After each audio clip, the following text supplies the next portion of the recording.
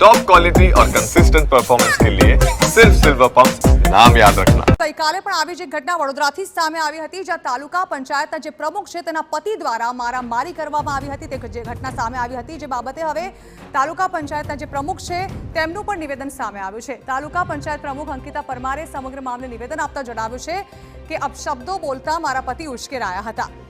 વિરોધીઓએ સમાધાન થઈ ગયા બાદ 4 દિવસ જૂનો વિડીયો વાયરલ કર્યો હોવાનું તેઓએ જણાવ્યું. તેઓએ કહ્યું છે કે આખા વણકરવાસમાં એક જ વ્યક્તિને સમસ્યા હતી.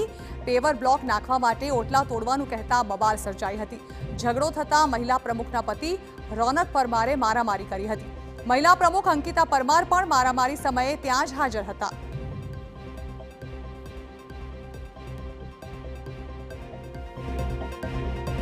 સોશિયલ મીડિયા પર કાલથી ખૂબ જ વાયરલ થઈ રહ્યો છે. એનું હું સ્પષ્ટ કરવા માંગુ છું કે ચાલુ વર્ષની તાલુકા પંચાયતની સ્ટેમ્પ ડ્યુટીમાંથી ફ્લેવર બ્લોકનું કામ મંજૂર કરવામાં આવેલ છે અને છેલ્લા 5 મહિનાથી વગર કારણોસર ફક્ત એક જ ઘરને પ્રોબ્લેમ હોવાથી એમણે અવરોધો બધા ઊભા કર્યા છે. તે છતાં ફરિયામાં 150થી વધારે લોકો રહે છે અને તે બધાની મંજૂરી લઈને એમનું બધાની પ્રોબ્લેમનું સોલ્યુશન લાવીને આપણે આ કામગીરી કરેલ છે અને કામગીરી પતી ગયા આજે 4 દિવસ થઈ ગયેલા છે. તો પ્રમુખ પદનો વહીવટ પતિ સંભાળતા હોવાનો પણ આક્ષેપ લાગ્યો છે. અંકિતા પરમારે પતિ દ્વારા વહીવટના આક્ષેપોને નકાર્યા છે.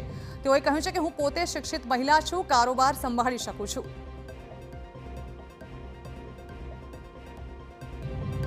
એ તદ્દન ખોટી વાત છે.